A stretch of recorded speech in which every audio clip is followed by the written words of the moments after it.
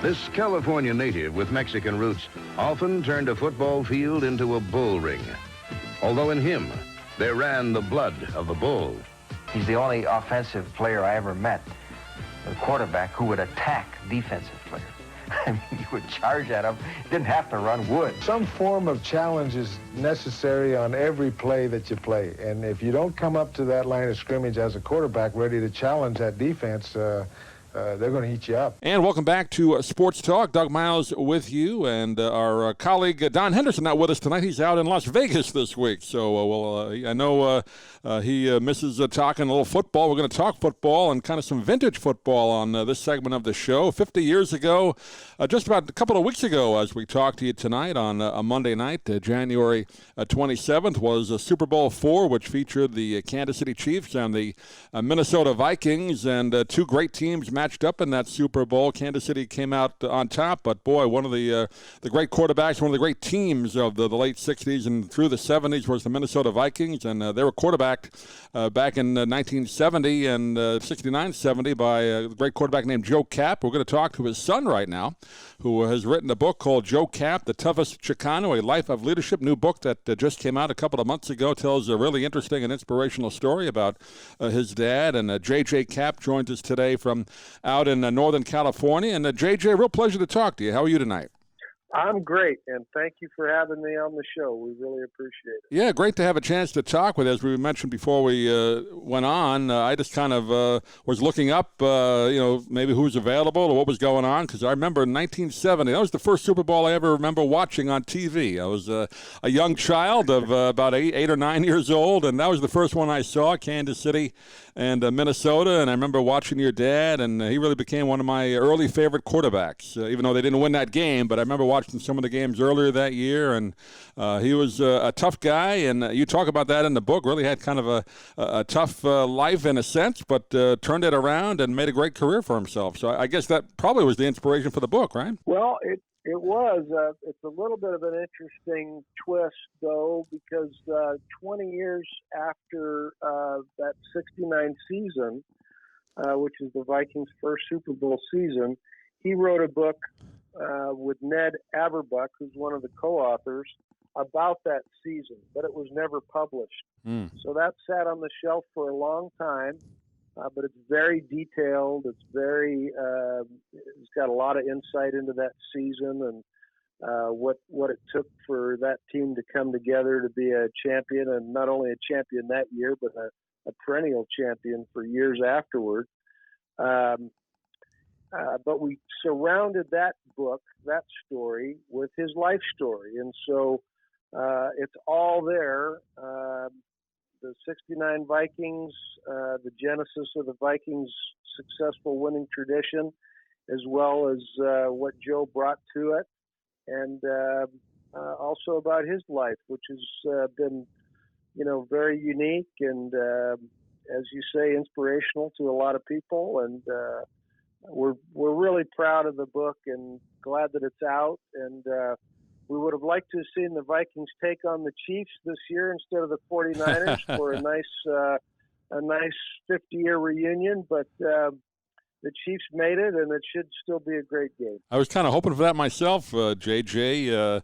I didn't think they would do it out on the road when it was a tough task, but that would have been great to have that kind of bookended, right? 50 years apart, and maybe the Vikings winning it, but that would have been nice. But, that was such a great matchup. Before we get into that a little bit and then more about your dad, I should say, Joe Kapp, the only quarterback who quarterbacked in the Rose Bowl, the Grey Cup. A lot of people don't remember that he was a great quarterback in the Canadian Football League, and, of course, Super Bowl IV. So a lot of great accomplishments your dad had in football. Yeah, he was kind of known as a tough guy and a brawler, but he was an accomplished quarterback, and really the main thing is he was a winner. Any place that he was playing for 3 years, they were in a championship. His third year at Cal, they were in the Rose Bowl. His third year with the BC Lions, they were Grey Cup champions, and then his third year with the Minnesota Vikings, they were in the Super Bowl. They hadn't even been in the playoffs before Joe showed up. So he knew how to win. He knew how to get people to work with him and work together. And Alan Page says that in the foreword of the book. You know, what's the biggest contribution Joe Kapp made? Well, he brought us together as a team. And any coach or any successful player will tell you that's what it takes to win. You got to be together. It's the ultimate team sport, and that was really what his special recipe was, to get people to work together. I know a lot of people, again, forget that Fran Tarkenton, they knew him as the Vikings quarterback later on, but he was the quarterback originally, and then they traded him after about, I guess, 4 or 5 seasons to the New York Giants, and then that's when your dad came down from Canada, because I guess Bud Grant knew him from up in Canada, right, obviously, and brought him in to quarterback the team. Right. They had many battles, and Bud definitely knew what Joe could do, and they needed a quarterback, they needed a leader, and so that's how it happened. Fran Tarkenton was never at the Vikings at the same time as Joe Kapp, but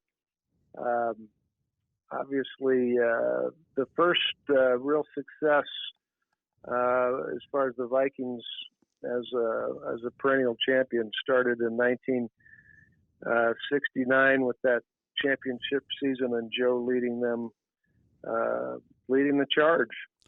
See, it did get off to a rocky start, like you mentioned, because the Vikings were not a great team. Obviously, they were still basically an expansion team for most of the mid '60s, and then Joe came in, had kind of a rough first year and a half, and then that's when he started to really kind of put it together. Got the team around him, like you said, a natural leader, and then that '69 season, boy, one of the great seasons any quarterback's ever had in the NFL. Yeah, that's right. The '67 season was rough. 3-8-3, I think. Next year they were in the playoffs, 8-6 in '68, but lost to the Colts. And then the very next year, '69, they really turned it on. He didn't start the first game because he had been injured in preseason. Mm-hmm. Gary Quazzo had a pretty good game against the Giants, a really good game actually, but they lost in the last second. The second game was against the Colts, and my dad didn't think he was going to start the game, but Bud came to him in the beginning of the week, said, "You're starting," and he went out and threw 7 touchdown passes in that game to tie an NFL record, which stood for about 40 years, until it was tied again by Peyton Manning. So they put out a lot of offense to go with that tremendous Purple People Eaters defense that year, and it was really something special. Like you, that was the first Super Bowl that I remember watching. I was just a year younger than you, but the Vikings had a mystique, playing outdoors in the cold and the snow, and Joe was already an expert at cold and snow from playing 8 years in Canada. So he fit right in. He's as good a bad weather quarterback as ever played, probably, because he played in so much of it. But that team made the Vikings brand. They were tough, they were rough, and they actually scored a lot of points that year. And they really made the brand that has lived on through a lot of success over 50 years. Joe Kapp always managed to mix laughter with victory. He led California to its last Rose Bowl in 1959, before going on to win the Canadian Football League's Grey Cup championship. With Bud Grant, he came to a losing Viking franchise in 1967. There, his sense of humor was sorely tested. Viking fans held their breath every time he lofted the football. His passes had nothing more on them than the commissioner's signature. But more often than not, they were caught. And the Vikings found a leader in this gutsy quarterback who never ducked a linebacker's punch on the field or off it. In 1969, Kapp rallied the Vikings to a come-from-behind win over the Rams for their first ever playoff victory. 1 week later, he personally crushed Cleveland for the NFL title, a game best remembered for the indelible mark Kapp left on the Browns' defense. Take one.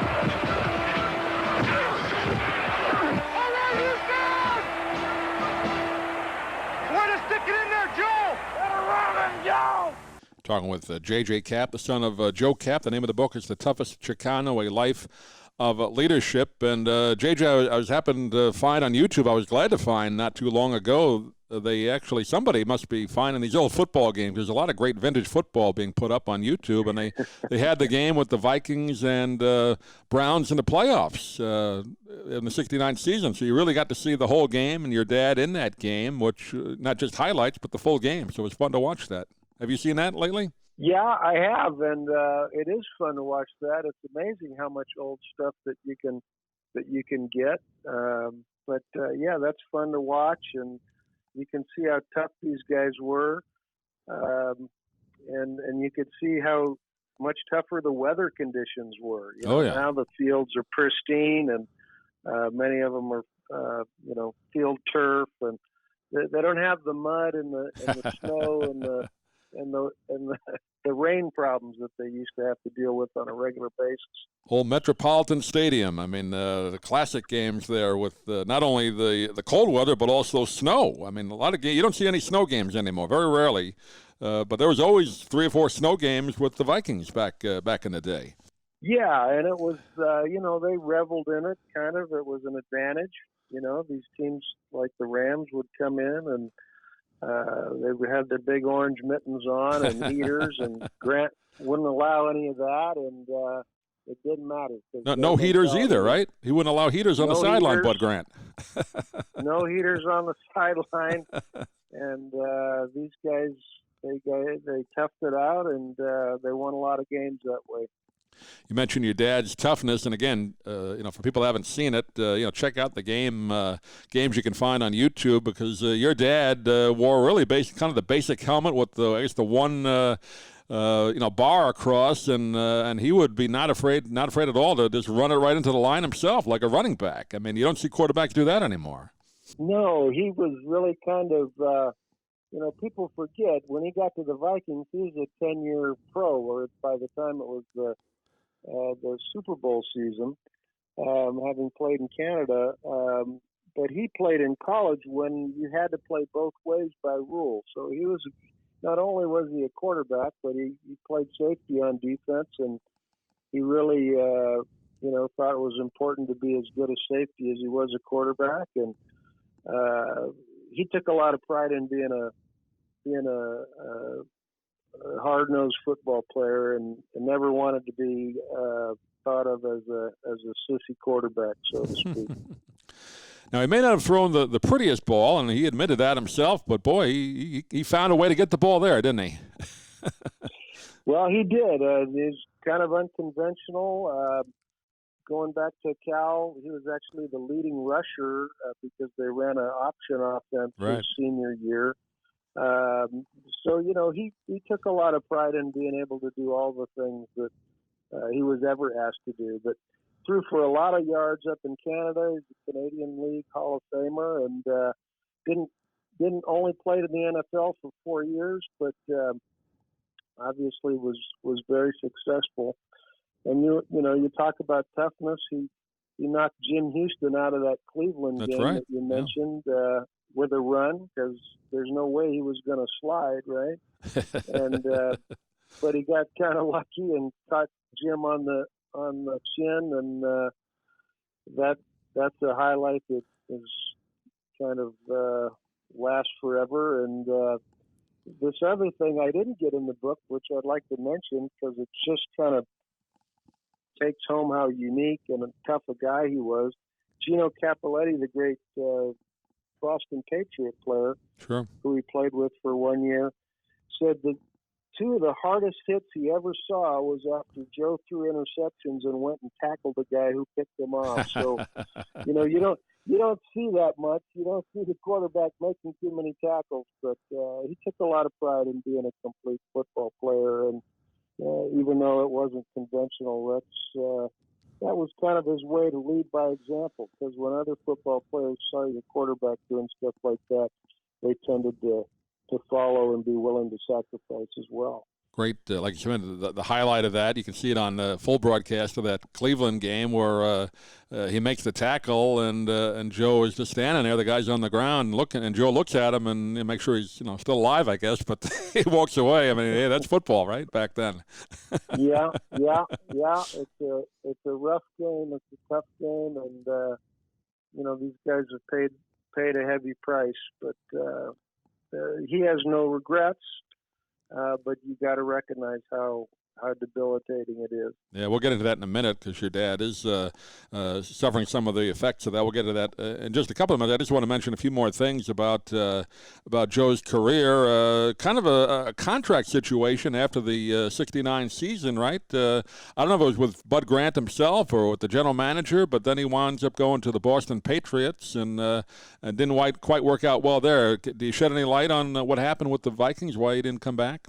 Well, his contract was up. He had no contract, so it was time to get a new contract, and he was basically offered the same contract as he had for the first 3 years there. So he held out, and the Vikings didn't want to pay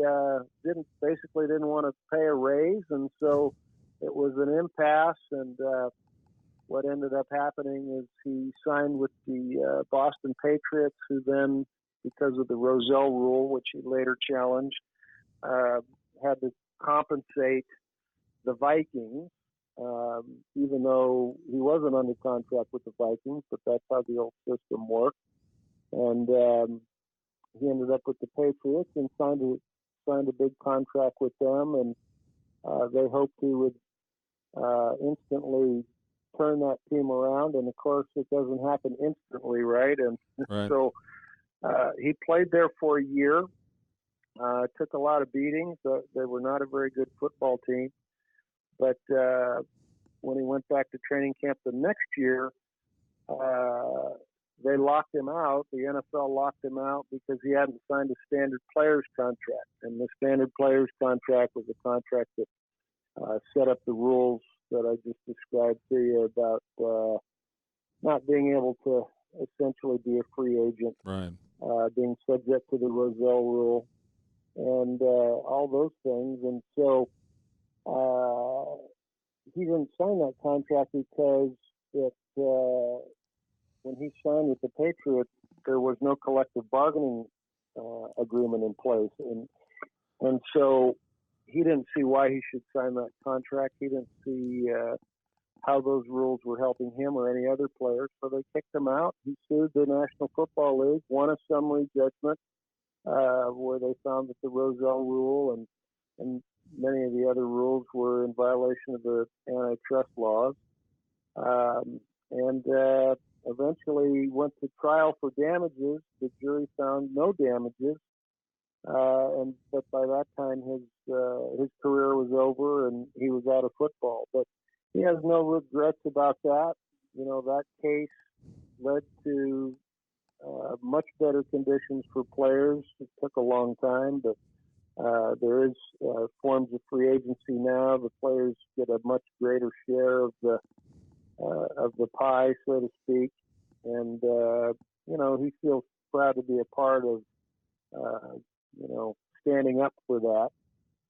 But that's what happened, and that's how he only ended up playing a year for the Boston Patriots.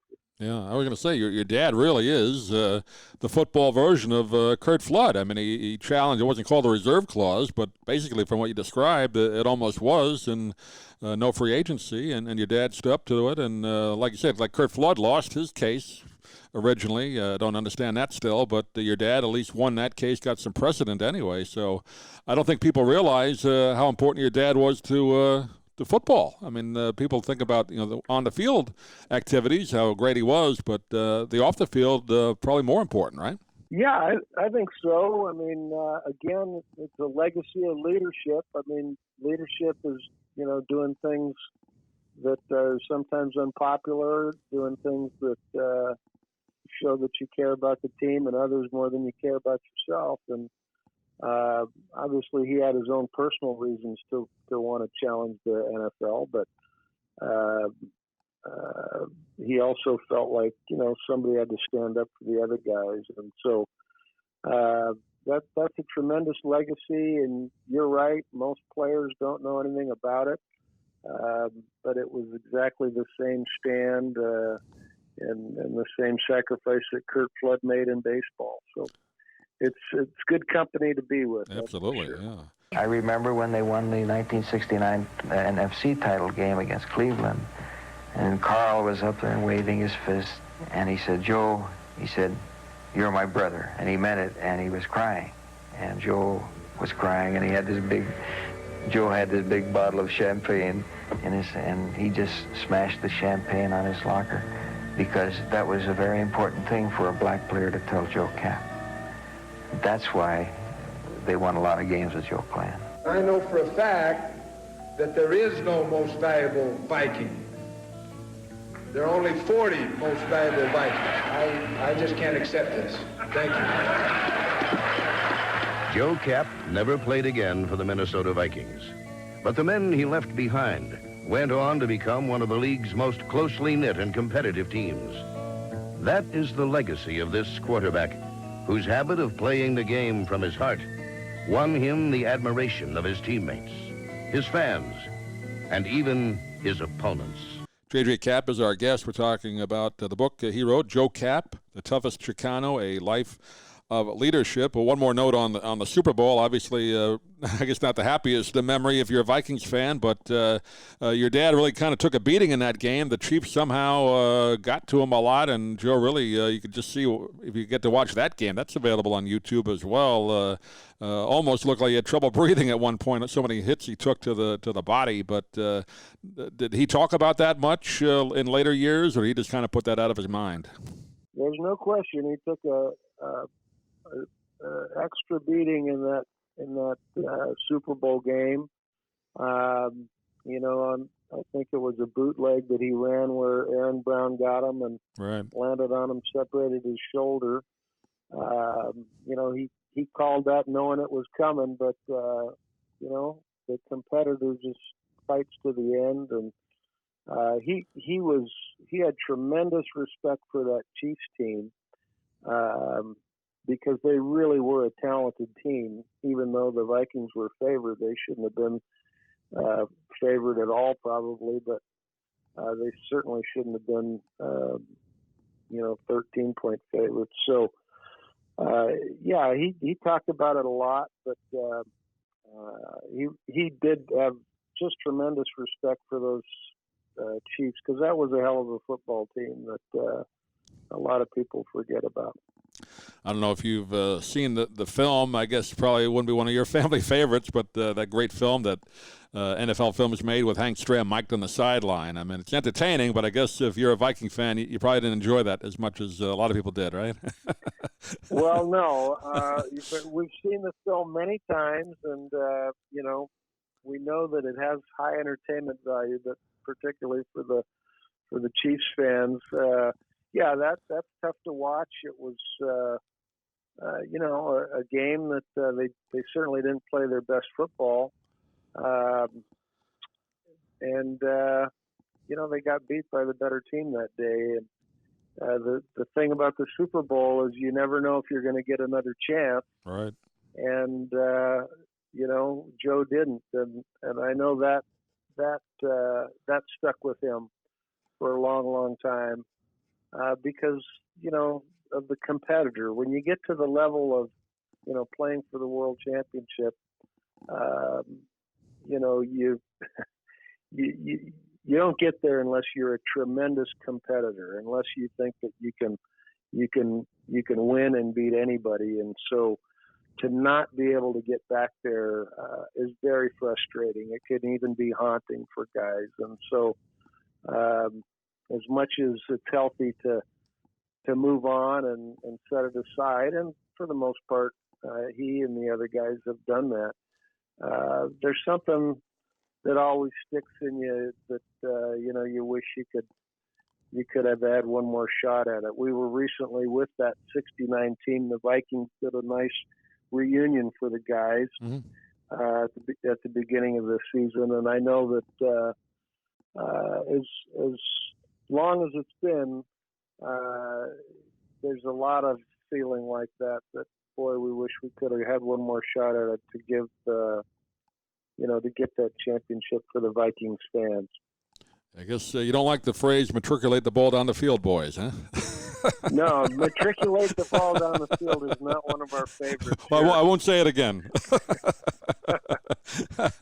But I know next year, I believe, I saw in an interview, the next year they put those two teams together again, and the Vikings got a little bit of a revenge in the first game of the next season. So they beat up the Chiefs pretty good. That's right. It's, the Chiefs kind of faded after that game. It was their finest hour. They kind of faded out and weren't really a relevant team for at least another 20 years. Right. The Vikings obviously went on to 3 more Super Bowls. Unfortunately, they weren't able to win those. I really believe, not that it matters, and of course I'm the most biased person on the question, but I really believe if Joe had another chance with the Vikings in that game, they'd have won that game. The first Grey Cup game, they lost to the Hamilton Tiger Cats, the BC Lions, and then they played them the very next year and beat them. So I always kind of felt that would happen with the Vikings, but that wasn't meant to be.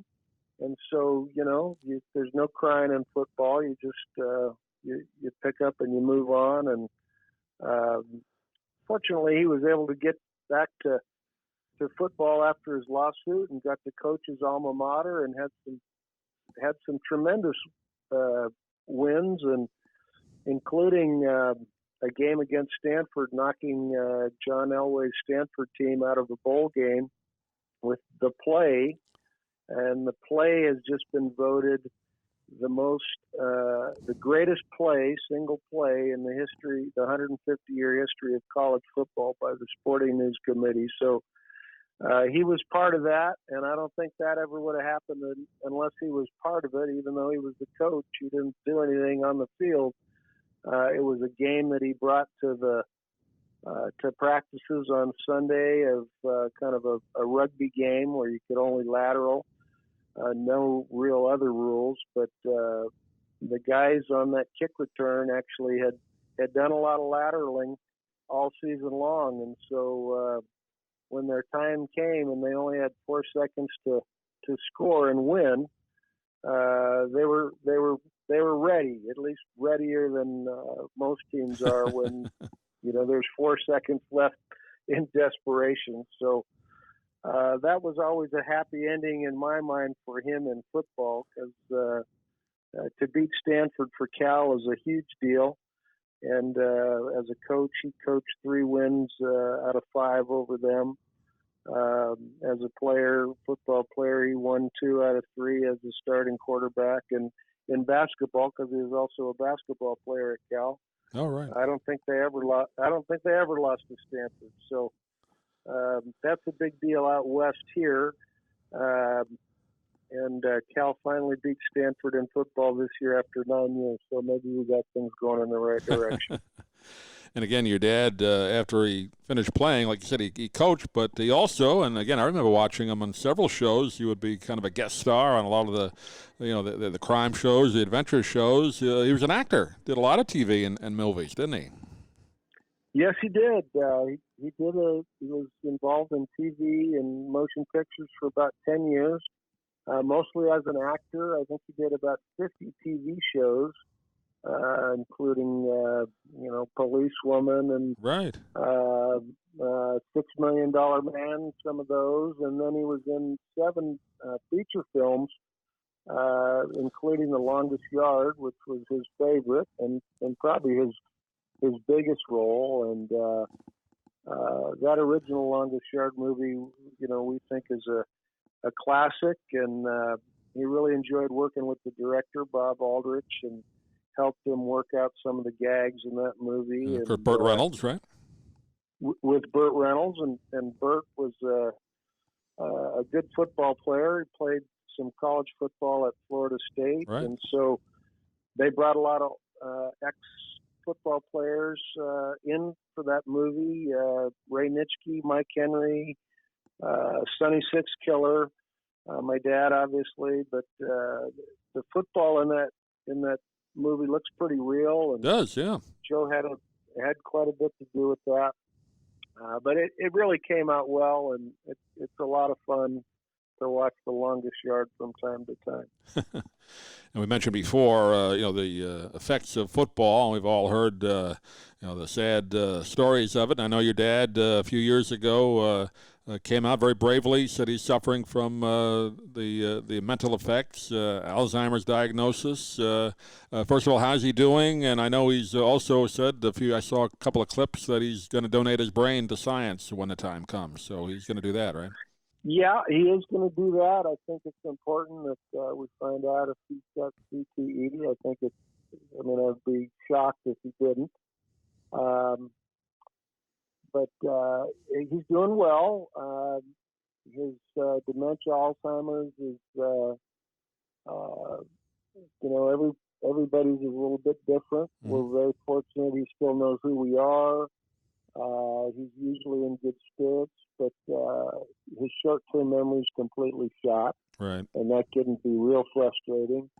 And sometimes he gets real frustrated. But in general, I think he's doing well, and we're fortunate that he's still with us. He knows who we are. He's able to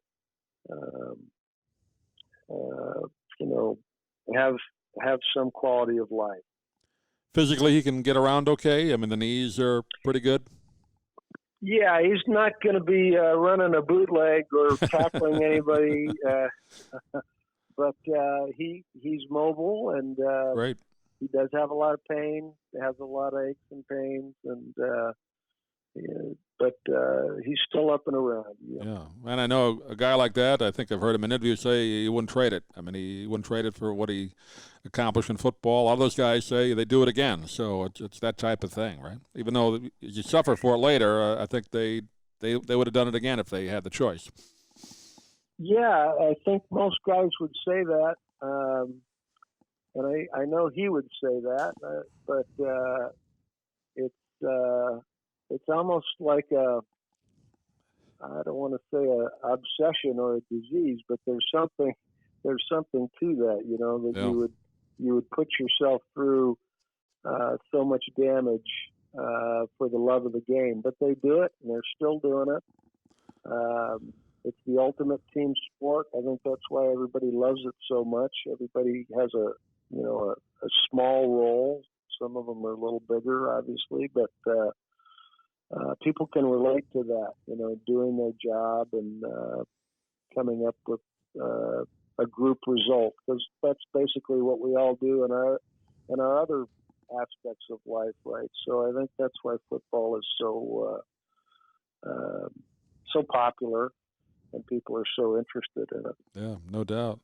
Well, the name of the book, and we want to encourage everybody listening today to get it. It's called Joe Kapp, The Toughest Chicano, A Life of Leadership. We'll be talking with J.J. Kapp, who wrote the book. And J.J., I know you have a website, or give out wherever people can get the book. I know, I guess, all the book sites have it, but I know your website. Give whatever you want that people can get it. Yeah, joecappbook.com has a lot of nice information and can lead you to where you can get it. It's Amazon, atascabooks.com, and I think Barnes & Noble has it too. But if you go to joecappbook.com, you'll be able to get the book. Bob Phelps is a co-author along with Ned Averbuch, and I want to mention that because those guys, I think, helped make this book something special, and we're really appreciative of you having us on today. And I think the book, we're real proud of it. I think it's more than just a trip down memory lane. There's a lot of substance there, and I think people will enjoy it. There's humor, there's substance, and there's history. So I think there's a lot of things for a lot of people. Well, we'll put a link as well on our postings on all the social media. But JJ, really pleasure talking to you. I know we went a little over, but you had such great stories, so you wanted to keep talking. We could talk a couple hours about your dad, but hopefully we'll do it again down the road. But tell him, I know my broadcast partner Don's out in Vegas. He wanted to be with us tonight, but he passes along his best because he covered a lot of those games back in the 60s and 70s with the Eagles broadcast team. So he knew Joe Kapp quite well. Yes, well, we'd love to talk to Don anytime, and happy to talk again. But this has been fun talking to you, and we really appreciate it. Please give your dad our best. Again, like I said, the first Super Bowl I watched, so your dad was one of the first quarterbacks that said, hey, that guy knows how to play. So it was a good part of my football life growing up. So I hope he enjoys hearing that from fans, because we all remember him. Well, I sure will, and I'll see him in a couple days, and I'll definitely let him know. And we appreciate the interest. We really do.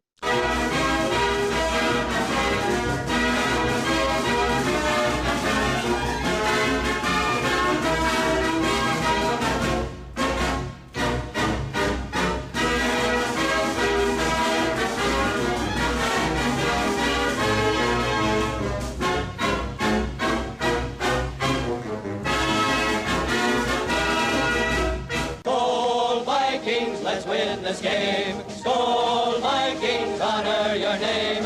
Go get that first down, then get a touchdown. Rock 'em, sock 'em, fight, fight, fight, fight.